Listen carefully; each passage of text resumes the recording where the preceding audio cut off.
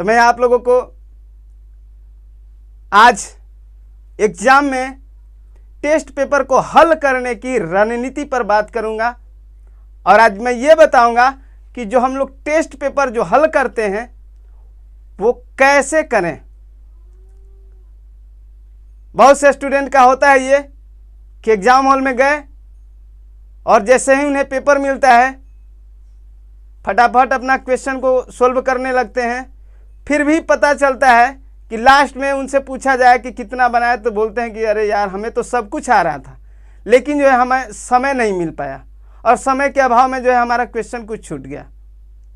तो इस समस्या को हम ख़त्म करने के लिए एक टेक्निक आप लोगों को बताते हैं जिससे आप लोग अधिक से अधिक क्वेश्चन को आप लोग टच करके आएंगे एग्जाम में। तो इस रणनीति में हम लोग आपको पहला रणनीति बताते हैं। हर एक रणनीति में क्या होता है, रणनीति मतलब समझ रहे हैं आप लोग। रणनीति का मतलब कि जहां पे जो लड़ाई का मैदान होता है, अर्थात हम लोग जब एंट्रेंस एग्जाम के लिए जाते हैं तो वहां क्या है, लड़ाई का मैदान है। हमारे जैसे बहुत सारे स्टूडेंट्स वहां लड़ाई के लिए तैयार हैं, लेकिन उसमें से सफल कौन करता है, बहुत कम लोग होते हैं जो उसमें से सफल करते हैं। तो उसके लिए एक रणनीति होता है, जो उस रणनीति को जानता है वो उस युद्ध में जीतता है। तो चलिए आज हम आप लोगों को बताएंगे कि वो रणनीति को, वो युद्ध को हम लोग कैसे जीते। यदि मान लिया जाए कि आपका एग्जाम ऑफलाइन हो, क्या हो, ऑफलाइन हो। यदि जब आपका एग्जाम ऑफलाइन हो तो सबसे पहले जैसे ही आपको क्वेश्चन मिलता है आप 4 से 5 मिनट में तेजी से सारे प्रश्नों को क्या कर ले, पढ़ ले। क्या कर ले, प्रथम 4 से 5 मिनट में सभी प्रश्नों को तेजी के साथ पढ़ ले। और पढ़ने के क्रम में क्या करें कि जो भी प्रश्न आपको बिल्कुल आसान लग रहे हो, आसानी तरीके से आपको ये लग रहा है कि ये बन जाएगा, उसे आप टिकअप कर लें। क्या कर लें, टिक कर लें। और इस क्रम में आप उस वैसे प्रश्नों को चुनें जो कि आपसे नहीं बनेगा या उसका सॉल्यूशन बहुत ही कठिन हो, बहुत ज्यादा समय लेने वाला हो। तो उसे आप क्या करें, जो आपसे प्रश्न नहीं बनने वाला उसको क्रॉस कर दें। क्या कर दें, क्रॉस कर दें। तीसरा में क्या है कि जो आपको लगता है कि ये हमसे बन जाएगा लेकिन इसमें थोड़ा समय ज्यादा लगेगा। क्या लगेगा, समय ज्यादा लगेगा, वैसे प्रश्नों को आप कर ले, क्या कर ले, एक नोट कर ले, बिंदु डाल दें। कि मतलब इससे यह होगा कि आप जब दोबारा उस प्रश्न को देखेंगे समय बचने के बाद, तब आप उसे बचे हुए समय में उसे सोल्व करें। उसके बाद आपको क्या ध्यान रखना है कि यह प्रयास करना है कि आप 60 से 70% जो है मैथ, 60 से 70% जो है सवाल सोल्व करने का बिल्कुल पूरा प्रयास करें। क्या करें आप, 60 से 70% मैथ को सोल्व करने का पूरा प्रयास करें। और मैंने जो बताया कि जो क्वेश्चन हार्ड हो, जिसका कैलकुलेशन हार्ड हो, जो हमारा समय अधिक लेने वाला हो, उसको आप क्या कर दें, एक बिंदु दे दें।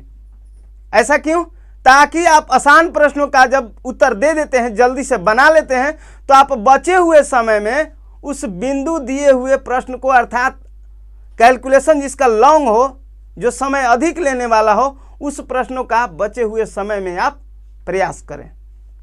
देखिए ऐसा क्यों करते हैं, क्योंकि हमेशा याद रहना चाहिए कि उस एग्जाम में सभी प्रश्नों का अंक जो है समान होता है।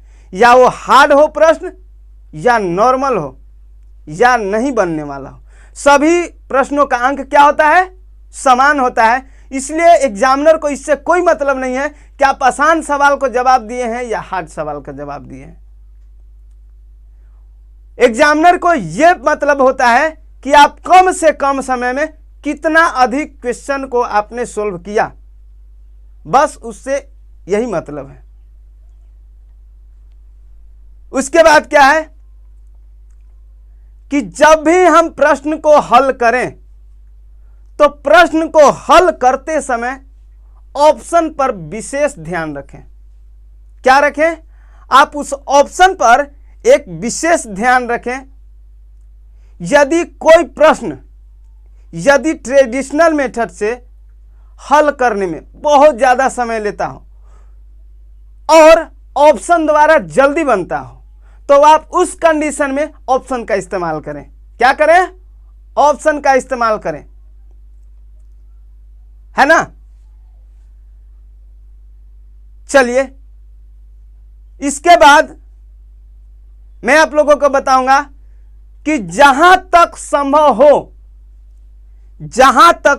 हो प्रश्नों को आप, मैथ के प्रश्नों को आप क्या करें? बीज गणितीय विधि से हल ना करके बल्कि उसे आप अंक गणितीय विधि से हल करें। क्या करें? उस प्रश्न को बीज गणितीय विधि से हल न करके अंक गणितीय विधि से हल करें। इससे क्या होगा? आपका कैलकुलेशन ज्यादा बड़ा नहीं होगा। और उस क्रम में भी बीज अर्थात अंक गणितीय विधि में भी आपका यदि समय अधिक लेता है तो उस समय आप हमारे बताए हुए टेक्निक, जो सुपर टेक्निक मैंने बताया था, कास्टिंग ऑफ 9 मेथड, अर्थात आप C9 मेथड का प्रयोग करें। इससे आपका जो है आंसर जल्दी आएगा और आप एग्जाम को बहुत कम समय में अच्छे से फेस कर पाएंगे। तो मैं आप लोगों से विश्वास करता हूं, आशा करता हूं कि आप लोगों को यह वीडियो जो है बहुत पसंद आया होगा। इसलिए आप लोग इस चैनल को सब्सक्राइब कर लें और बेल आइकन को ऑन कर लें ताकि हमारे द्वारा बनाए गए हर एक इंपॉर्टेंट वीडियो आप तक पहुंचे। धन्यवाद।